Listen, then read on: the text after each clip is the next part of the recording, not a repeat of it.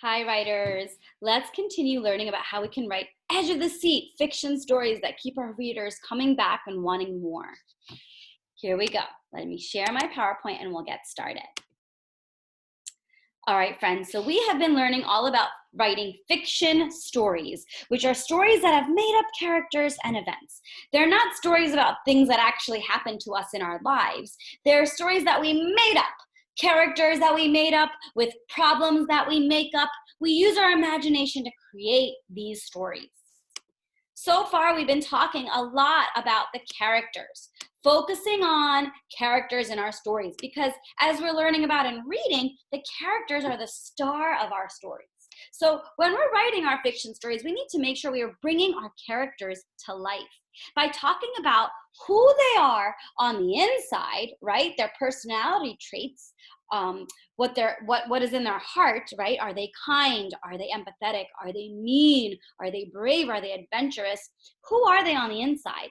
But also, what do they look like on the outside? What's their hair color, their eye color? What do they wear? What color is their skin? How tall or short are they? So we have to make sure we're adding lots of details in our story to show who our characters are, right? We could do this by adding words to our story.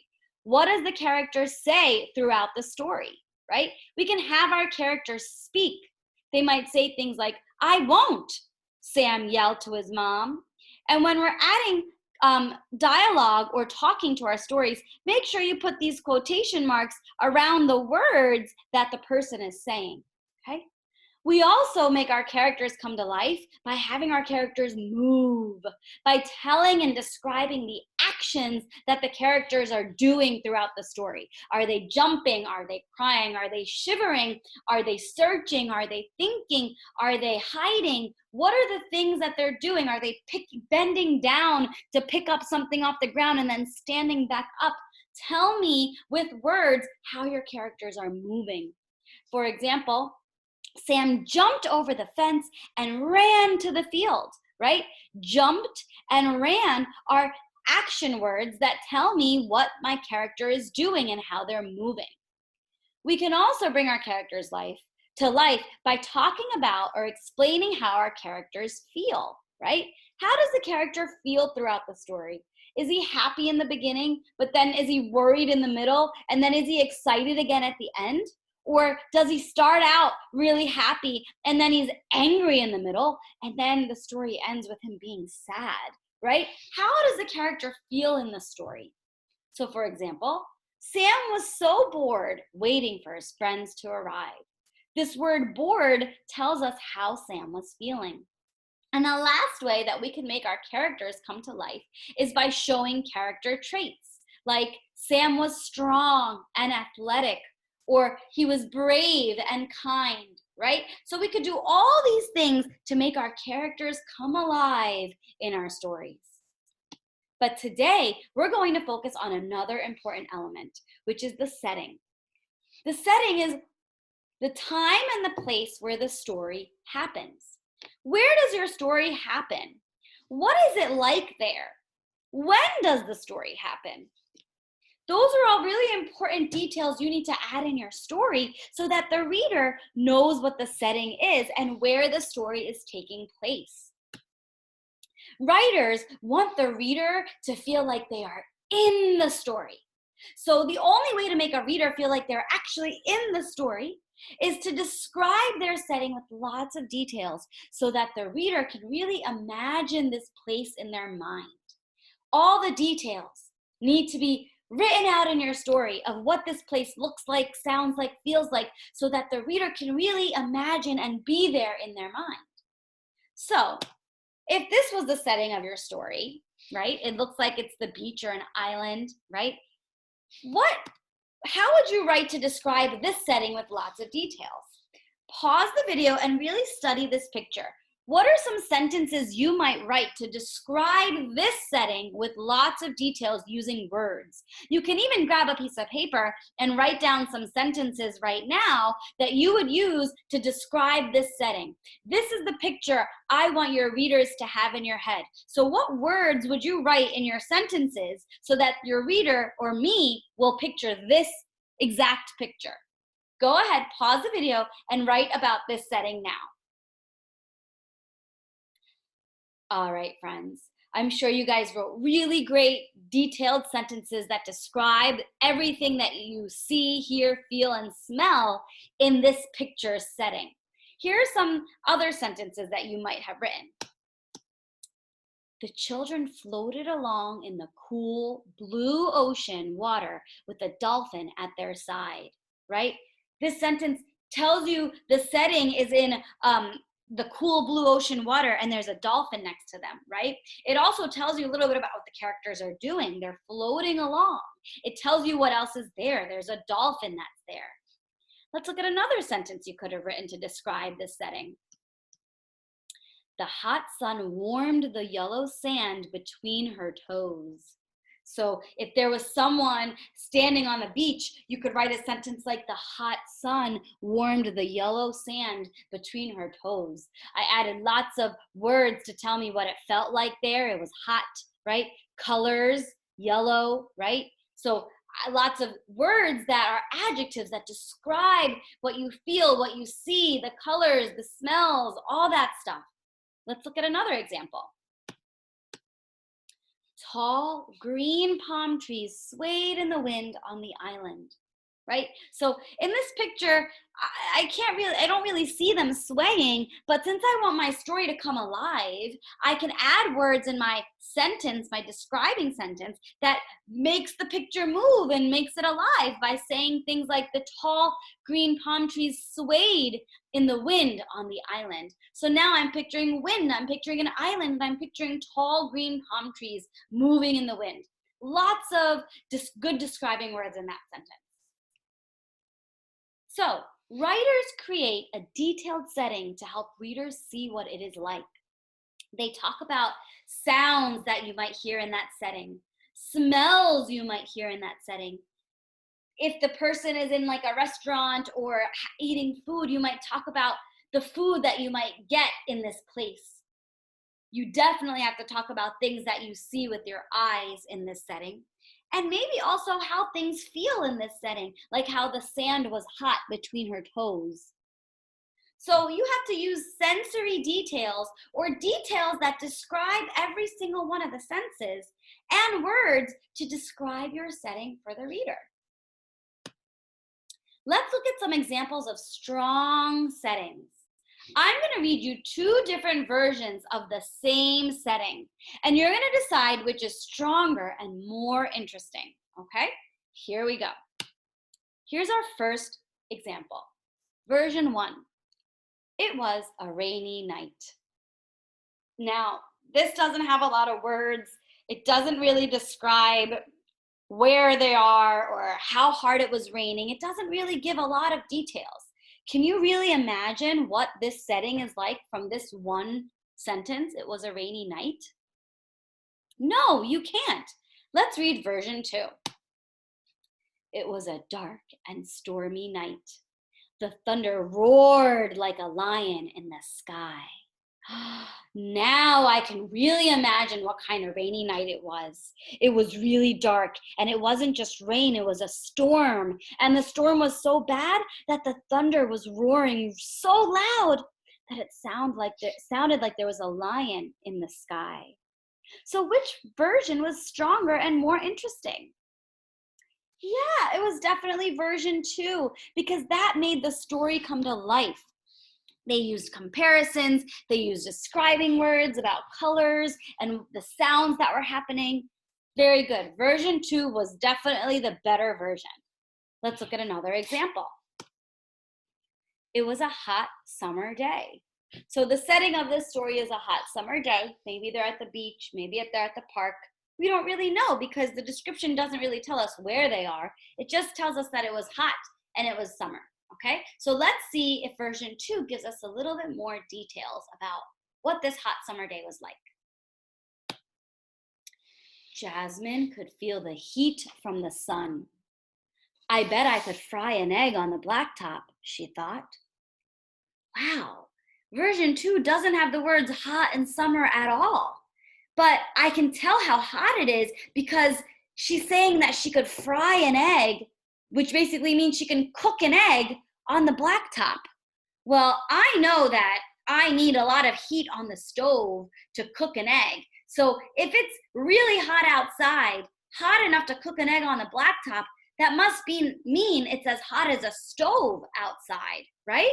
She uses comparisons in this version to really help us see what a hot summer day it was, right? I can really feel how hot it is in the second version. So which version was stronger and more interesting to you? Yeah, it was definitely version 2. Let's look at another example. They were on the playground at school. Okay, pretty simple. I'm picturing a playground and I'm picturing it at school and I'm picturing people on the playground. But I can't really imagine the playground. I don't know if there's swings and slides and monkey bars. Like, I don't really know I can't really picture a lot. And maybe what I'm picturing is different than what you're picturing because there's not enough details for us to picture the same exact thing. Let's look at version 2. The bell rang and the students began to race outside like a stampede. Yay, they shouted as they began to climb the steps leading to the slide. Now I'm getting a real better picture of the movie that is happening on this playground at school, right? I'm seeing that the bell, I'm hearing the bell ring, and I'm seeing students race outside like a stampede. So I'm imagining them running all to the playground, which we're not allowed to do at school, right? But this is a story, so anything can happen, right? I'm hearing the kids say yay as they're shouting, and I'm definitely seeing stairs leading up to a slide. So I already have a lot more details about what this playground looks like and sounds like in this story. So which version did you like better? Which one was stronger and more interesting? Yeah, definitely version 2. Here's another one. Sarah went to the beach. Okay. Well, I've been to the beach and I've seen pictures of the beach, so I can imagine the beach, but what else is at the beach? Are there seagulls? Are there lots of people? Or is she the only one there? Are people in the water? Is the water crystal clear, like on an island? Or is it, kind of muggy and you can't see through it? Is the sand white, or is it purple, or is it pink, or is it red? Like, what color is the sand? Because I've been to beaches that have lots of different colored sand, right? Let's look at version 2 and see if it has a little bit more to help us make a movie in our mind.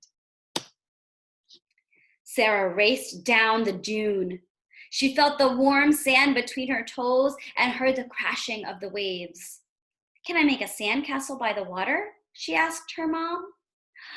So in this one, she's kind of telling the story while describing the setting at the same time, right? We know that there's sand dunes there, which are mountains of sand, right? So there's a sand dune, and I see her standing on top of the sand dune and running down it. And then I feel the warm sand between my toes because that's what she feels while she's running down the sand. I also hear the waves crashing. And then I hear her ask her mom if she could build a sandcastle by the water. So which version is clearer and stronger and more interesting for you this time? Yeah, definitely version 2. Here's another one. It started to rain a lot outside. Kind of like the first story we started. Not a lot of details here. Let's look at version 2. The rain started to come down harder and tap on the window. He thought about how the grass in his yard was mushy from the mud. Yeah, so now I'm really imagining it raining out a lot, and I'm imagining mushy, wet grass and lots of mud outside because everything is wet from the really hard rain that's coming down. I also kind of hear tapping on the window, like how the raindrops would tap against the window and make a tapping sound as they fell from the sky. Really great job in version 2 over here. What do you think? Which version was stronger and more interesting for you? Yeah, definitely version 2. So, boys and girls, you have to add lots of describing words about sensory details to help readers picture the setting. You have to talk about the sounds, the smells, the tastes, the sights, and the feelings, the textures, the things that you touch that I would find in these settings of your stories to really help our readers make the story come alive and picture it all in our head like a movie. So today, you are all going to write strong settings, okay? Where is your story taking place? What does it look and sound like there? So you're going to think of a new story idea for your fourth story. And you're going to think of, where is this fourth story going to take place? What's the setting of this story going to be?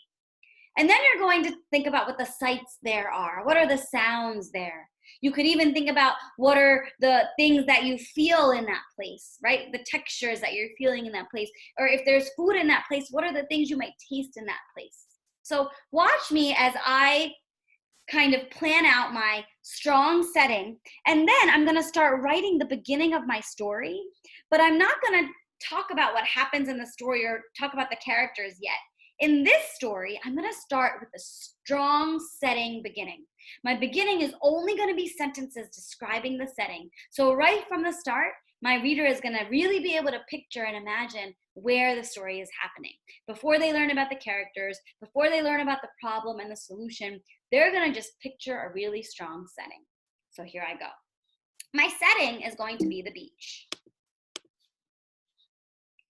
And the sights that I'm going to hear at the beach see at the beach, are blue waves, yellow sun, hot sand, people splashing in the water, sand castles, seagulls, and seashells all over the beach. The sounds that I'm going to hear are waves crashing, seagulls squawking, kids screaming, and people splashing in the water, right? So if I'm seeing people splashing in the water, I should also be hearing people splashing in the water, right? And kids screaming, right? If I'm seeing seagulls, then I should also be hearing seagulls squawking, right? Now, watch me write a story beginning that only describes the setting. It doesn't talk about the characters yet. It doesn't talk about the problem and the solution yet. We're only going to start by writing a strong setting beginning. Here we go. It was a hot, sunny day at the beach.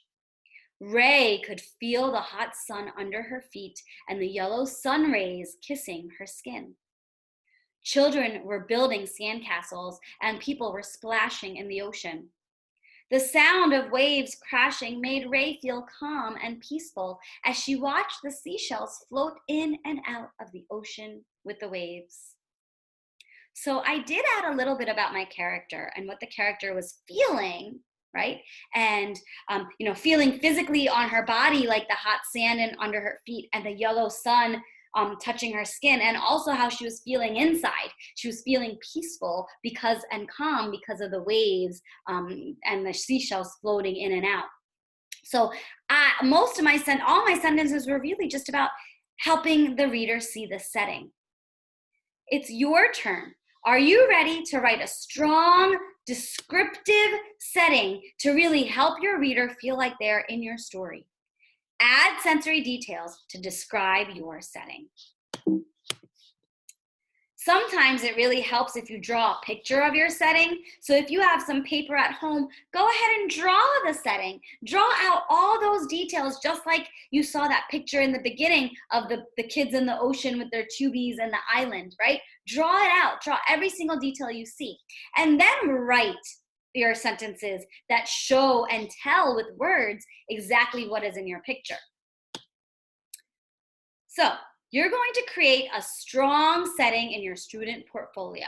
I know this says character profile up here. I made a mistake. It should say strong setting, okay? So it's your turn to create a strong setting in your student portfolio. Where is your story taking place? What does it look and sound like there? You're going to tell me what the setting is. You're going to tell me what sights you see there, what sounds you see there, okay? You're also going to tell me what smells you smell there, okay? And also, what things can you feel there in your inside and on the outside with your fingers? What can you feel? Then after you plan all this out by listing it in your student portfolio, you can start writing your story beginning with sentences that describe your setting. Okay, so your story beginning is only going to describe your setting. It might have a sentence here or there about what your character feels on the inside or on their skin and their feet and their hands on the outside, but most of your sentences should be about describing your setting and what it looks like and sounds like and smells like there. Okay? All right, friends. Great job. Great job. I can't wait to read your 4th story beginnings after you write, and I'll see you all tomorrow. Happy writing. Bye.